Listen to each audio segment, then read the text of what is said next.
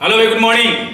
आज हम लोग पढ़ेंगे प्रैक्टिस सेट नंबर 1। आज हम लोग सेट स्टार्ट करते हैं, वो यूपी पुलिस का हो, चाहे एसएससी जीडी का हो, चाहे बीएसएससी का हो, ठीक है ना। आज हम लोग सेट रेगुलर सेट हम लोग पढ़ेंगे और सेट में हर टाइप के क्वेश्चन बनाएंगे। वो परसेंटेज हो, क्षेत्रमिति हो, हाइट एंड डिस्टेंस हो, टाइम एंड वर्क हो, ठीक है ना, एसआई हो, सीआई हो, हर तरह का क्वेश्चन में बनाएंगे। जैसे क्वेश्चन नंबर का पहला स्टार्ट है।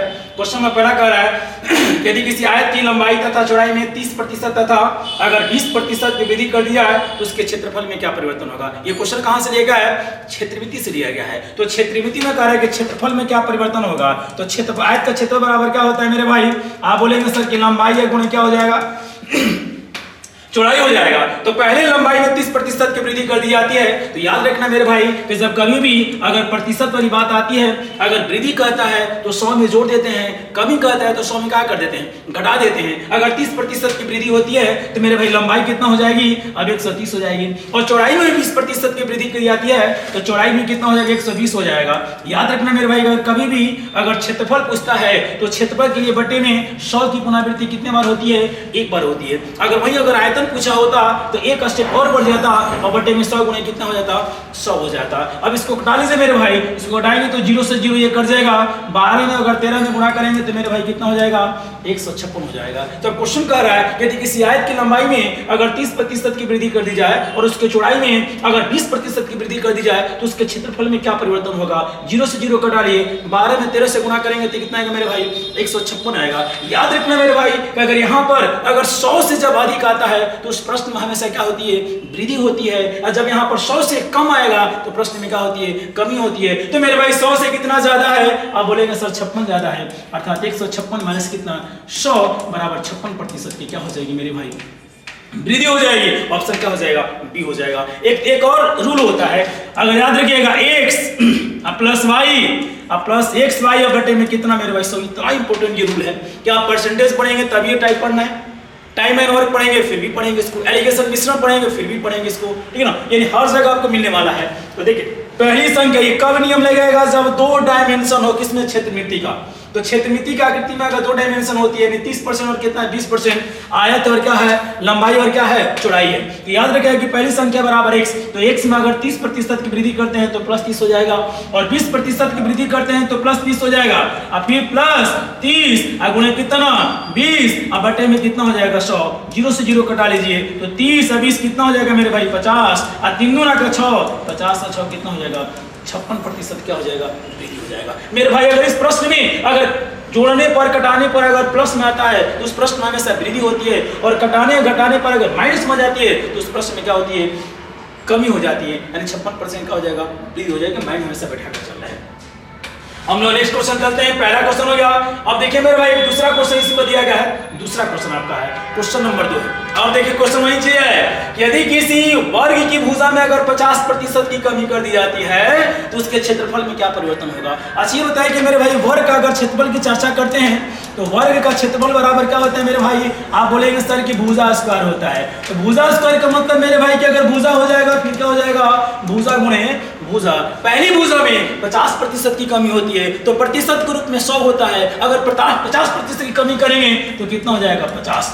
दूसरी भुजा में भी 50% की कमी होती है तो प्रतिशत के रूप में 100 होता है। 50 की कमी करेंगे तो 50 गुणे 50 बटे में कितना? 100। 0 से 0 कटा लीजिए, 50 25। अभी हम बताए थे कि जब यहाँ पर 100 से जब अधिक आता है तो उस प्रश्न में हमेशा वृद्धि होती है और जब 100 से कम आता है उस प्रश्न में क्या होती है? कमी होती है। तो 100 से कितना कम आया है? अब बोलेंगे कि 100 माइनस कितना? 25 बराबर कितना? 75% की क्या हुई है? कमी हुई है। ऑप्शन क्या हो जाएगा? डी हो जाएगी। नहीं तो ट्री का अगर वो देखिए रूल बनाना चाहते हैं तो x plus y plus x y बटे में कितना? 100। अगर मेरे भाई कमी होता है तो कमी को किससे दर्शाते हैं? माइनस से। तो x वाला में माइनस प्लस 50 हो गया, y में भी 50 की कमी होती है। क्यों?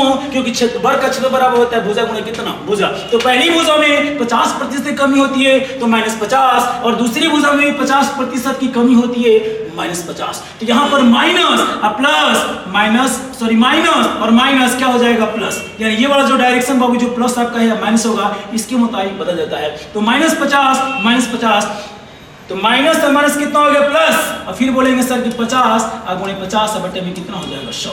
0 से 0 कटा लीजिए मेरे भाई, तो -50 और -50 कितना हो जाएगा -100 और प्लस 50 25 हो जाएगा। तो -100 में से 25 कटाएंगे कितना आएगा -75। माइनस का मतलब क्या होती है, कमी होती है, ऑप्शन क्या हो जाएगा, डी हो जाएगा। नेक्स्ट क्वेश्चन ले लेते हैं, क्वेश्चन नंबर 3। अब देखिए मेरे भाई क्वेश्चन कहां से लिया गया है, कह रहा है कि 4 लगातार सम संख्याओं का औसत 23 है, तो बताएं कि इन संख्याओं में से सबसे छोटी संख्या क्या होगी। कहां से लिया गया है, एवरेज से लिया गया, औसत से लिया गया है। क्वेश्चन देखिए एकदम एक लाइन में क्वेश्चन बनाइएगा। अगर मेरे भाई 4 लगातार सम संख्या, या तो प्रश्न में सम संख्या पूछता है या तो प्रश्न में विषम संख्या पूछता है, तो सम संख्या पूछेगा तो सम संख्या लिखिएगा, विषम संख्या पूछेगा विषम संख्या लिखिएगा। क्वेश्चन कह रहा है कि 4 लगातार पहले सम संख्या लिखिए, एक बार हम लोग बेसिक बनाते हैं इसको, ठीक है ना मेरे भाई। तो पहली संख्या बराबर कितना हो जाएगा x, और दूसरी संख्या बराबर x प्लस कितना हो जाएगा 2। कहेंगे 2 लिखेंगे कि 2 के बाद 4, 6, 8, 10, 12 ये क्या है, सभी के सभी सम संख्या है। तो x और फिर x प्लस कितना हो जाएगा 2, और फिर x प्लस कितना, 2 के बाद सम संख्या कितना आएगा 4, और 4 के बाद सम संख्या कितना आएगा 6।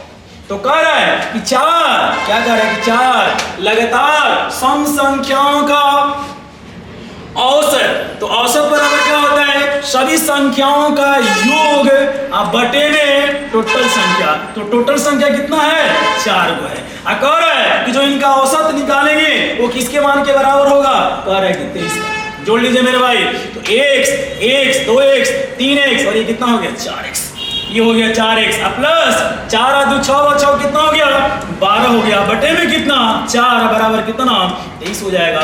जोड़ लीजिए, तो 4x प्लस कितना 12 बराबर 23 में 4 से गुणा करें तो 4 3 12 का 2 करी कितना 1, 4 गुना के 8 हो रही कितना हो गया 9 हो गया, 93 हो गया।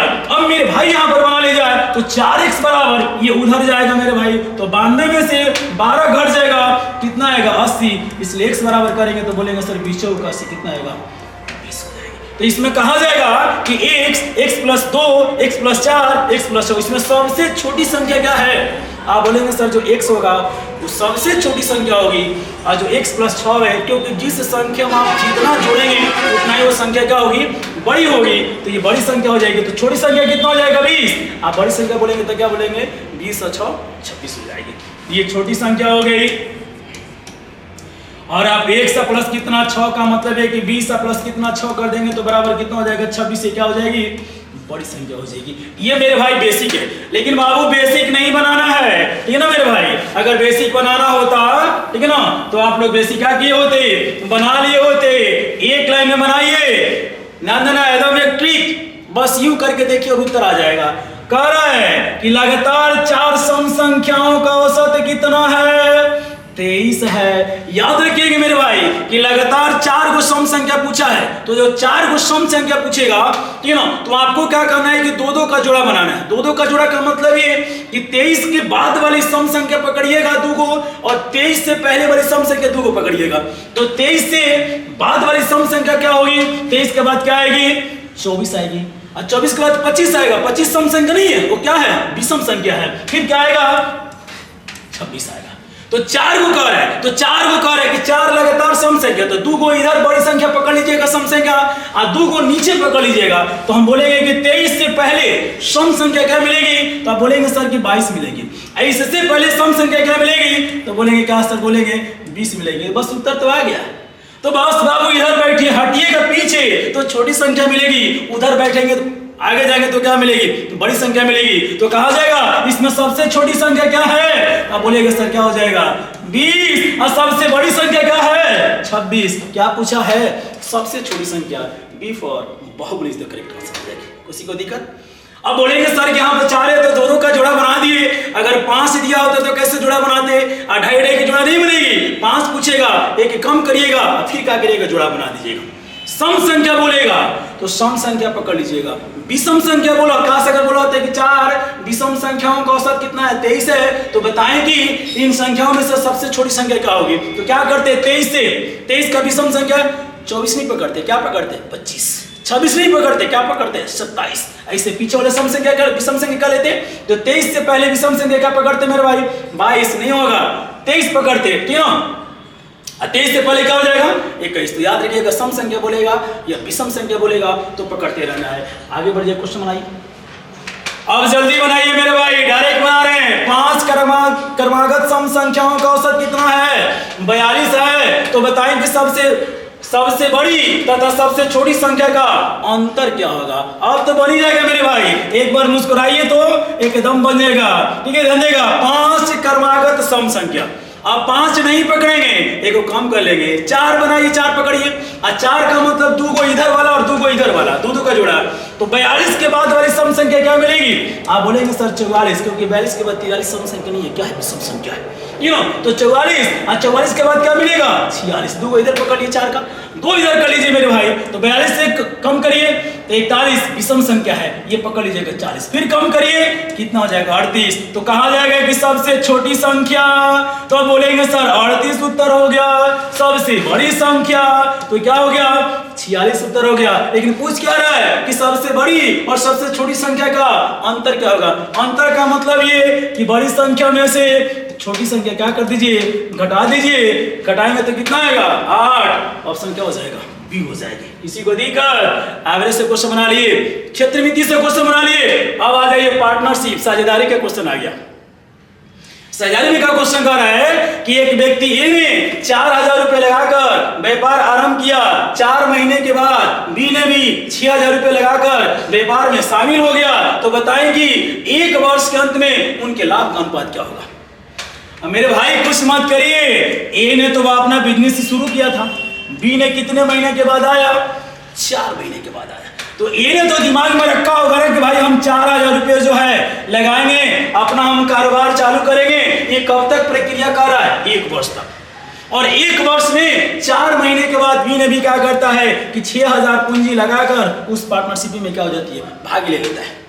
तो ये बताए कि 1 साल में कितना महीना 12 माह होता है। यानी एक ही पूंजी जो है वो शुरू किया और अंत तक कब तक रहा था 1 वर्ष तक। इसका मतलब है कि एक ही पूंजी 4000 रुपए कितने माह तक लगी रही 12 माह तक लगी रही। और बी ने कितने महीने के बाद आया 4 महीने के बाद आया। तो 12 में से 4 घटा दीजिए, बी की पूंजी कितने महीने तक लगी 8 महीने तक। कोई दिक्कत है 12 यानी कह रहा है कि ये व्यक्ति ए ने 4000 रुपए लगाकर व्यापार को आरंभ किया और 4 महीने के बाद बी ने भी 6000 रुपए लगाकर व्यापार में शामिल हो गया। तो बताएं कि 1 वर्ष के अंत में उनके लाभ का अनुपात क्या होगा। यानी ए 4000 रुपए पूरे साल तक लगा, शुरू से लेकर अंत तक लगा रहा। यानी 1 साल का मतलब पूरे 12 महीने तक। अब 12 महीने में पहला महीने में नहीं आया, दूसरा महीने में नहीं आया, तीसरे महीने में नहीं आया, चौथे माह में आया। तो 1 साल का मतलब 12 महीना, 4 महीने के बाद आया था। यानी 12 में से 4 घटाएंगे तो कितना आएगा 8 माह। यानी 6000 रुपए जो है वो 8 माह तक लगी रही। ऐसी कह रहे कि लाभ का अनुपात क्या होगा। तो कटा लीजिए मेरे भाई, 0 से 0 ये कटा लीजिए, 0 से 0 ये भी कट जाएगा। अब ये कटाएंगे तो 4 और 4 दुना का कितना हो जाएगा 8 हो जाएगी। और ये कटाएंगे मेरे भाई तो कितना हो जाएगा 6 दुना का 12 हो जाएगा। और 6 से 6 कट जाएगा, एक अनुपात कितना हो जाएगी। ऑप्शन क्या हो जाएगा सी हो जाएगी। नेक्स्ट क्वेश्चन चलते हैं। अब वही क्वेश्चन है। अब क्वेश्चन कह रहा है कि 10,000 रुपए की राशि का कुछ भाग 8% वार्षिक दर साधारण ब्याज की दर से तथा शेष भाग 10% वार्षिक साधारण ब्याज की दर पर उधार दिया गया। यदि औसत वार्षिका 9.2% हो तो बताएं कि पहला भाग क्या होगा। एकदम बाबू ये कहां चला गया साधारण ब्याज। देख रहे हैं हर टाइप का क्वेश्चन मिलने वाला है। तो अब ये बताइए कि बाबू 1000 रुपए है और 1000 रुपए में क्या करता है कि वो कुछ भाग जो है 1000 रुपया का कह रहा है कि जो मेरे भाई कुछ जो भाग है वो क्या करता है 8% की दर पर साधारण ब्याज। और जो शेष बचा हुआ है किसमें से 1000 में से। तो 1000 में से कुछ भाग 8% साधारण ब्याज और कह रहा है कि जो शेष भाग बचा है उसको क्या करता है 10%, ठीक ना। शेष भाग 10% वार्षिक साधारण ब्याज की दर से क्या करता है उधार देता है। अब कह रहा है कि औसत किसका है, दोनों कह रहे हैं मेरे भाई। औसत किसका है, यानी कुछ भाग का मतलब 8% वाला और शेष भाग का मतलब 10% वाला। और दोनों का जो औसत एवरेज जो मिलाया गया है वो 9 कितना है 2%। बहुत बढ़िया क्वेश्चन है मेरे भाई, इस प्रकार का क्वेश्चन हमेशा देता रहता है। तो आपको ज्यादा बेसिक नहीं बनाना है बाबू, एक लाइन में बनाइए। अगर 8% तो याद रखिएगा कि जब दो पद दिया गया हो और दोनों पद को आपस, दोनों पद का अगर एवरेज निकाल कर दे दिया गया हो, अगर एवरेज निकाल कर दे दिया गया हो तो उस प्रश्न को एलिगेशन यानी मिश्रण का मतलब है कि क्रॉस मल्टीप्लिकेशन बनाते हैं। तो इधर लिख दीजिएगा मेरे भाई, कुछ मत करिएगा, 8% लिख दीजिएगा, इधर क्या लिखिएगा 10% लिखिएगा। और जो दोनों का बाबू जो एवरेज दिया गया है, दोनों का जो एवरेज है, एवरेज कितना है 9.2%। अंतर निकालिए, तो आप क्या करेंगे 9, 10 अंतर निकालना है। अंतर का मतलब है कि बड़ी संख्या में से छोटी संख्या को घटाई जाती है। तो 10 में से 9.2 घटाइए, कितना हो जाएगा 0.8 हो जाएगी। अब ये 9.2 में से 8 को घटाइए तो मेरे भाई हो जाएगा कितना ना 1.2 हो जाएगा।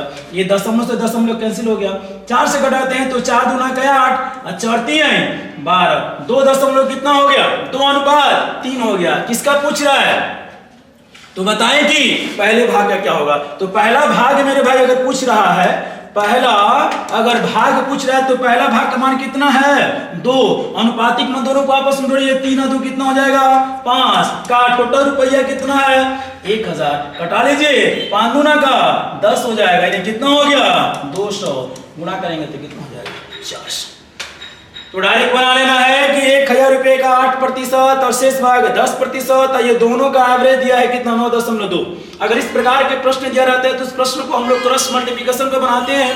एक तरफ 8 लिख दीजिए, एक तरफ क्या लिख दिए 10 लिख दीजिए, और जो दोनों का जो एवरेज दिया गया है 9.2 बीच में लिख दीजिए और दोनों संख्याओं का अंतर निकाल दीजिए, इस द करेक्ट आंसर आ जाएगी। तो हम 10 में से 9.2 घटाएंगे तो 0.8 हो गया, और 9.2 में से 8 घटाएंगे 1.2 हो गया। इसको छोटा करेंगे 2 दशमलव कितना हो गया 3 हो गया। ये पहला भाग है, ये दूसरा भाग है। पहला भाग का मान पूछा है तो पहला भाग का मान जिसका मान पूछता है उसको अंश के रूप में लिखा जाता है, 2 लिख लिए, और दोनों का अनुपातिक में जोड़ेंगे तो 5 3 और 2 कितना हो गया 5 हो गया। का कितना रुपया है आपका 1000 रुपया है, कटा लेंगे, यानी पहला भाग का कितना हो गया 400 और दूसरा भाग का पूछता था कितना हो जाता 600। क्या पूछ रहा है, पहला भाग का ऑप्शन क्या हो जाएगा ये हो जाएगा। नेक्स्ट क्वेश्चन चलते हैं।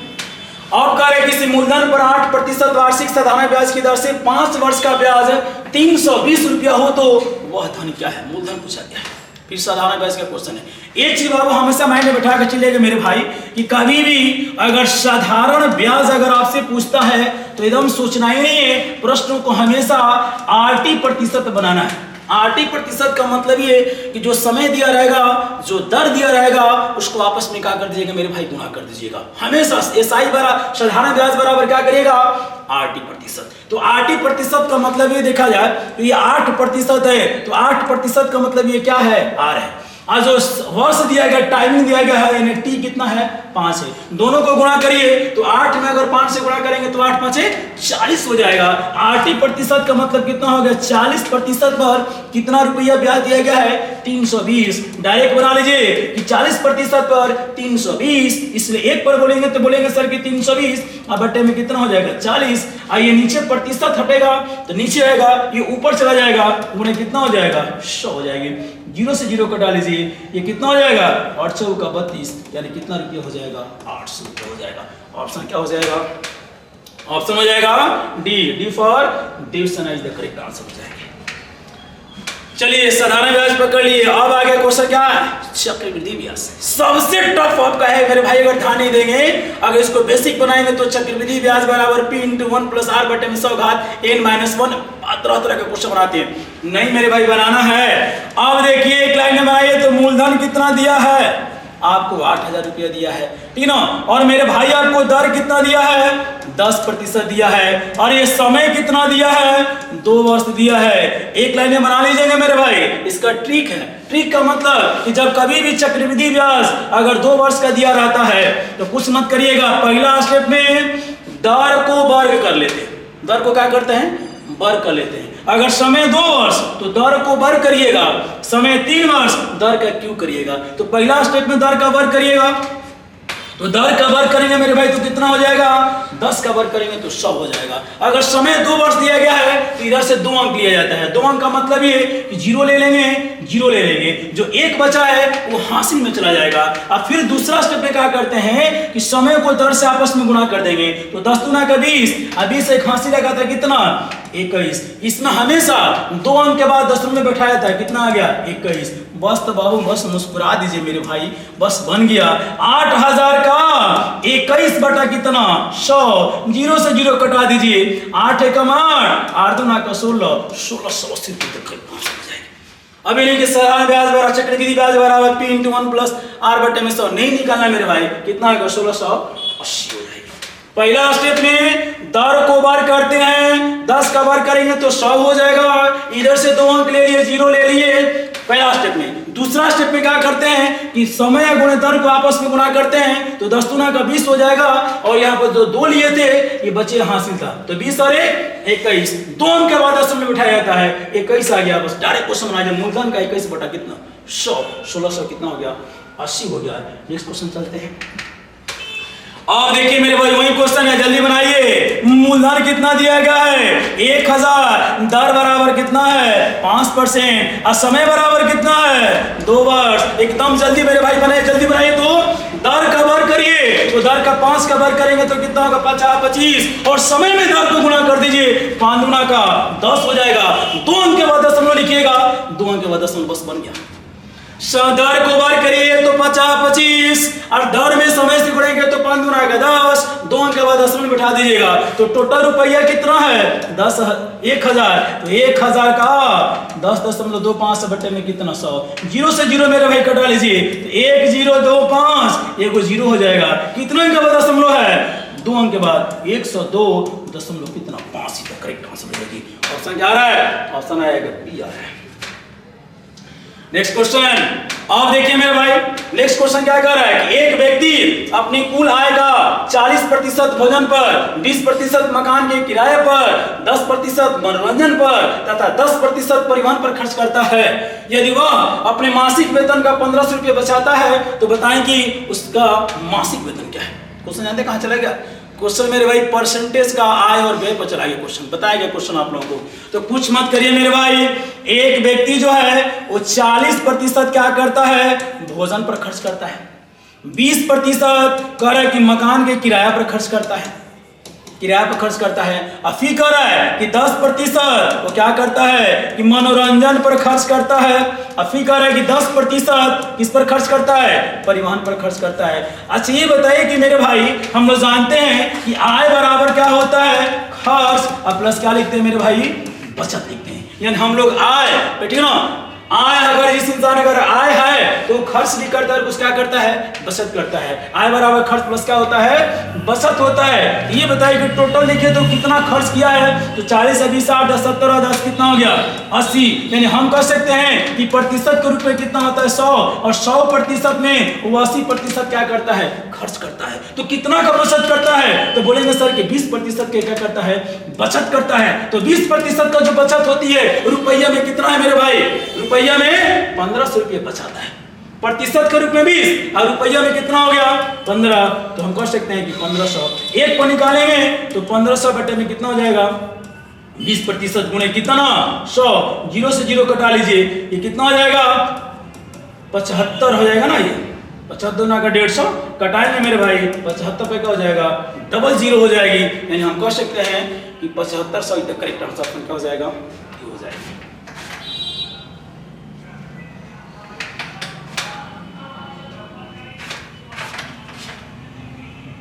15 क्वेश्चन हो गया। अब देखिए मेरे भाई एक नेक्स्ट क्वेश्चन है, एक क्वेश्चन ये है, अब देखिए ये सेट का पूछा क्वेश्चन है, आपको कुछ नहीं करना है। अगर मेरे भाई कह रहा है कि रूट के अंदर 5 है, उसके अंदर 5 है, उसके अंदर 5 है, उसके अंदर 5 है, ये कहां तक है अनंत। अगर मेरे भाई प्लस में दिया गया तो माइनस में, अगर प्लस में दिया गया माइनस में दिया गया हो तो बना लें। क्वेश्चन बताया हमें कि रूट वाली संख्या को ऐसा गुणनखंड करना है कि दोनों संख्याओं का अंतर अगर 1 हो, अगर बीच में प्लस होता है तो बड़ी संख्या उत्तर होती है, माइनस होता है तो छोटी संख्या उत्तर होती है। पीछे वाले वीडियो में आपको देख लेना है मेरे भाई, ये वीडियो बनाया गया है घातांक एवं करने का बना है, एक पॉइंट दिए हैं, वो अगर ध्यान देगा ना तो प्लस में हो ना तो माइनस में हो, किसमें होता है गुणा में होता है, तो रूट के अंदर वाली ही संख्या क्या हो जाता है उत्तर होता है। ऑप्शन क्या हो जाएगा डी हो जाएगी मेरे भाई। नेक्स्ट क्वेश्चन आपका है, नेक्स्ट क्वेश्चन आ गया, ये भी क्वेश्चन पूछा हुआ है। अब देखिए मेरे भाई, ये 169 रूट के अंदर है, ये बड़ी वाली संख्या 108 है, इसके अंदर भी रूट 38 है, रूट के अंदर संख्या दिया गया है। तो पहले तो क्या करिए, इसका वर्गमूल निकालिए। तो 169 किसका वर्गमूल, हम बोलेंगे सर बोलेंगे कि आप 13 का है। तो आप देखिए मेरे भाई 13 है, तो 13 तो ये बड़ी वाली संख्या आ गया, तो 169 किसका वर्गमूल है, 13 का। अब मेरे भाई 13 इसमें जोड़ दीजिए, तो 108 में अगर 13 जोड़ेंगे तो मेरे भाई यहाँ पर ये कितना हो जाएगा, 121 हो जाएगा। तो 121 से रूट के अंदर हो जाएगा, तो 121 है वो किसका वर्ग है, तो बोलेंगे सर कि 11 का वर्गमूल है। 11 का क्या वर्गमूल है। अब यहाँ पर क्या करेंगे, 11 फिर पुनः इसमें जोड़ेंगे तो 38 हो जाएगा।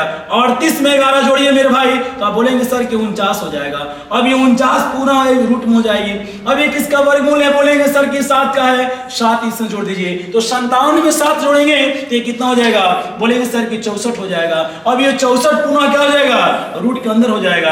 तो 64 किसका वर्गमूल है, आप बोलेंगे सर 8 का है, 8 इसमें जोड़ दीजिए तो 8 8 कितना हो जाएगा, 16 हो जाएगा। 16 किस में हो जाएगा, रूट में। किसका वर्गमूल है, 4 का। ऑप्शन क्या है, दिया है, नहीं दिया है, ऑप्शन कट गया है। ऑप्शन क्या हो जाएगा, ऑप्शन आप अच्छा यहाँ दिया है, ऑप्शन क्या हो जाएगा, ये हो जाएगा। ठीक है, चलिए आप ध्यान दें, क्वेश्चन देखिए। नेक्स्ट क्वेश्चन आपका है। नेक्स्ट क्वेश्चन क्या कह रहा है कि एक व्यक्ति अपने वेतन का 30% भोजन पर खर्च करता है, ठीक ना, और इसका कार्य है कि 3% दान दे देता है। यदि 231 रुपए खर्च किया हो तो बताएं कि उसका वेतन क्या है। अगले वाले प्रश्न में क्वेश्चन नंबर 10 में क्या दिए थे, क्वेश्चन नंबर 10 में यही क्वेश्चन था कि ठीक ना, यानी कहने का मतलब है कि खर्च करता था, यानी उसने क्या पूछा था कि आय बराबर क्या हो जाएगा, आय बराबर हो जाएगा मेरे भाई खर्च और प्लस क्या हो जाएगा, बचत हो जाएगा। तो पीछे वाला प्रश्न में क्या करता था कि वो खर्च करता था तो बचत दिया था, ये बचत नहीं है, खर्च का प्रतिशत भी दिया और खर्च का संख्या में दे दिया है। इसका सेंस ये हो गया कि एक व्यक्ति जो है वो 30% भोजन पर खर्च करता है और 3% दान दे देता है। तो कुल कितना खर्च किया, आप बोलेंगे सर कि 33% खर्च किया। तो 33% का संख्या में कितना दिया है, 231 रुपया दिया है। इसलिए 1 पर निकाल लीजिए, तो 1 पर निकालेंगे तो 231 बटे में कितना हो जाएगा, 33, और प्रतिशत के रूप में कितना, मतलब नीचे आएगा ऊपर चला जाएगा, 100 हो जाएगी। ये कितने बार में कटेगा, मेरे भाई 7 बार में कटेगा, यानी कितना हो जाएगा, 700। ऑप्शन क्या हो जाएगा, बी हो जाएगा। नेक्स्ट क्वेश्चन देखिए। अब कार्य यदि कोई व्यक्ति अपने वास्तविक चाल से 3/7 चाल द्वारा एक निश्चित दूरी को तय करता है तो वह 30 मिनट देर से पहुंचता है, तो वास्तविक चाल से उस दूरी को तय करने में उसे कितना समय लगेगा। क्वेश्चन कहां से लिया गया है, टाइम एंड डिस्टेंस से लिया गया, समय और दूर से लिया गया। मेरे भाई कुछ नहीं करना है। अब ये सिंपल बात है कि अगर हम गाड़ी की अगर स्पीड बढ़ाएंगे तो समय में कमी होगी, अगर गाड़ी की स्पीड अगर धीरे धीरे चलेंगे तो समय में क्या होगा, वृद्धि होगा। मान लेते हैं कि अगर हम यहाँ पटना से अगर हम दिल्ली के लिए क्या रवाना होते हैं, तो पटना से अगर दिल्ली अगर हम 50 किलोमीटर प्रति घंटा की चाल से गाड़ी से आ रहे हैं तो अपने निर्धारित समय पे क्या कर जाते हैं, पहुंच जाते हैं। अगर 50 किलोमीटर प्रति घंटा से अगर पटना से अगर हम चलते हैं तो अपने गंतव्य स्थान पर बिल्कुल पहुंच जाते हैं। लेकिन अगर वो 50 किलोमीटर प्रति घंटा की रफ्तार से न जाकर अगर वो 60 किलोमीटर प्रति घंटा की रफ्तार से हम चलाते हैं तो ऐसे लगे जब स्पीड बढ़ाएंगे तो समय क्या लगेगा, कम लगेगा। यानी जितना समय पर आपको पहुंचना चाहिए था उसे क्या करेंगे, आप पहले पहुंच जाएंगे। अगर 50 किलोमीटर प्रति घंटा की रफ्तार से जाते हैं अपने गंतव्य स्थान पर निर्धारित समय पहुंच जाते हैं, लेकिन वही स्पीड क्या कर देते हैं, 40 कर देते हैं, तो कंफर्म है कि जब स्पीड को कम करेंगे तो समय ज्यादा लगेगा, स्पीड को बढ़ाएंगे तो समय क्या लगेगा, कम लगेगा। बस कुछ मत करिएगा। ये 3/7 इसका फॉर्मूला होता है कि ए बटे में हो जाएगा बी या माइनस ए गुणा कितना हो जाएगा, टी। बस मेरे भाई ये प्लेन हो जाएगा। कब, जब देर से पहुंचता है तब।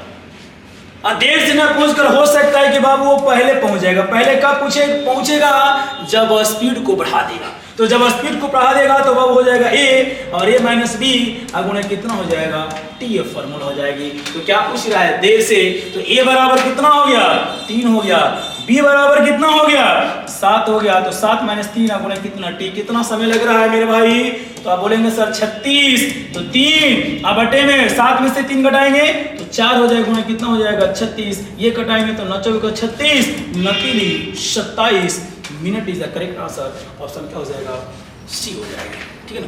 तो रह देते हैं प्रैक्टिस सेट नंबर 1। कल हम देखेंगे प्रैक्टिस सेट नंबर 2 देखेंगे।